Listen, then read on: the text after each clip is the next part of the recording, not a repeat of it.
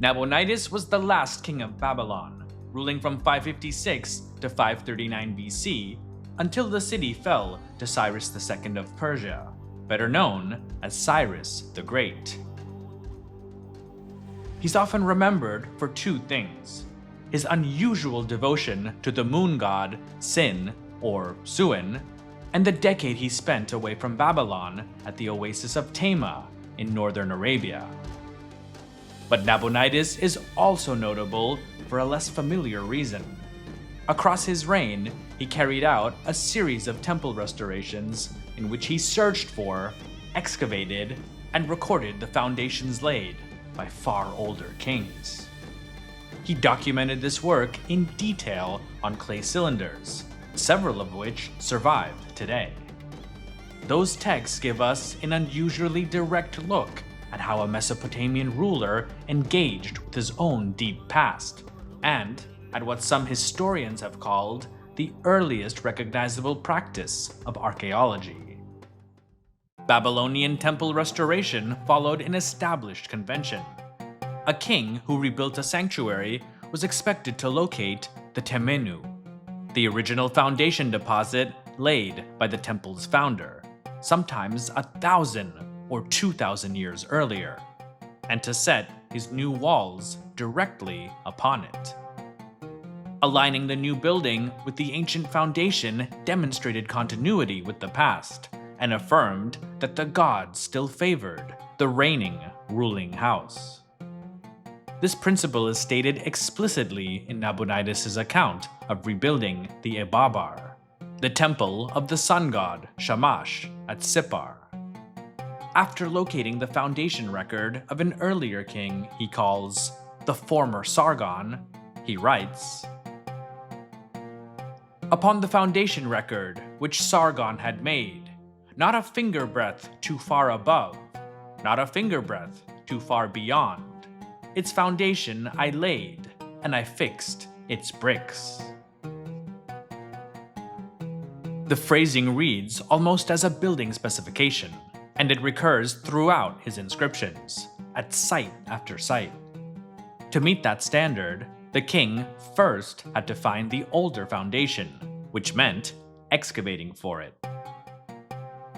A clearer example comes from the ancient city of Larsa, where Nabonidus restored a second temple of the sun god. Excavating the site, he reached the foundation record of Burnaburiash, a Kassite king. We don't know exactly if this was Burnaburiash I or Burnaburiash II. Regardless of which king of that name it was, Nabonidus continued digging below it and uncovered an older foundation still, attributed to the great Hammurabi. He then recorded an estimate of the interval between the two. Another inscription of his tells us, "Hammurabi, a former king, my predecessor, who 700 years before Burnaburiash had made Ibara, and the ziggurat upon the foundation record. I beheld, and my heart was glad." Here, the king is, in effect, interpreting the layers of the mound and assigning a span of years to the distance between them. His figure isn't precise by modern reckoning, but the underlying procedure, reading stratified remains and reasoning about elapsed time, is the procedure of a field investigator. The most detailed of these accounts concerns the Yulmash, the temple of the goddess Ishtar at Agade, the former capital of the great Sargon of Akkad, whose location had been lost. What distinguishes the text is that Nabonidus doesn't simply claim success. He first sets out the repeated failures of earlier kings who had looked for the same foundation. He records that the Kassite king Kurigalzu searched for it without result, and quotes Kurigalzu's own inscriptions to that effect. Again, we don't know which Kurigalzu, the first or the second, the original inscription pertains to, but it goes like this. "The foundation record of Yulmash I sought for. I extended pious toll, but attained not." Nabonidus further notes that the Assyrian kings Esarhaddon and Ashurbanipal also searched and failed, and that even one of his more recent predecessors, Nebuchadnezzar II, had mounted a substantial effort of his own. He tells us, Nebuchadnezzar summoned his numerous skilled workmen and searched for the foundation record of Yulmash. He spent pious labor, made excavations, and went deep, but the foundation of Yulmash he attained not. Nabonidus then describes his own attempt. By his account, he excavated for 3 years in the trenches Nebuchadnezzar had dug, without finding the foundation, until a heavy rain exposed it. His inscription continues. 3 years in the trenches of Nebuchadnezzar, king of Babylon, I dug, right and left, in front and behind. I searched and found naught. Thus they said to me, this foundation record we searched for and discovered not. A torrent of rain there has been, a crevice it has made, and this we saw. Thus I commanded them as follows. Make excavations in that crevice until you discover the foundation record. They found the foundation record of Yulmash, the dwelling of Ishtar of Agade, and they told me. My heart was glad, my face shone. The foundation he reached had been laid by Naram-Sin, the grandson of Sargon of Akkad, more than 15 centuries before Nabonidus' own reign. The method he describes, comparing the records of earlier kings, reading surface features, and excavating systematically through earlier trenches, corresponds closely to the procedures associated with later archaeological practice. Nabonidus' interest extended beyond locating foundations to reading and preserving what he uncovered. At Sippar, he found a statue bearing the inscription of Shagarakti Suriash, a Kassite king who had reigned centuries earlier. He tells us, I excavated the foundation of that Yulmash and the statue with the inscription of the name of Shagarakti Suriash, king of Babylon, a former king. In that trench I read. He had the older inscription copied onto his own monument, which is the reason the contents of this text survive. In it, Shagarakti Suriash describes his own restoration work. Their shrines I preserved, their plans I retained, perfect. I filled in their foundations with earth. The supporting walls I restored. Their walls in their places I embellished. Their appearance I rendered more excellent than before. According to later accounts, Nabonidus also recovered a damaged image of Sargon of Akkad, had it repaired, and returned it to its original setting.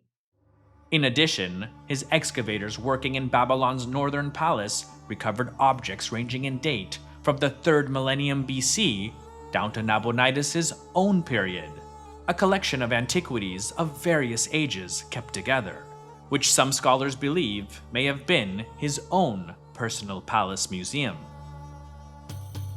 Nabonidus is sometimes described as the first documented archaeologist, and this has some support.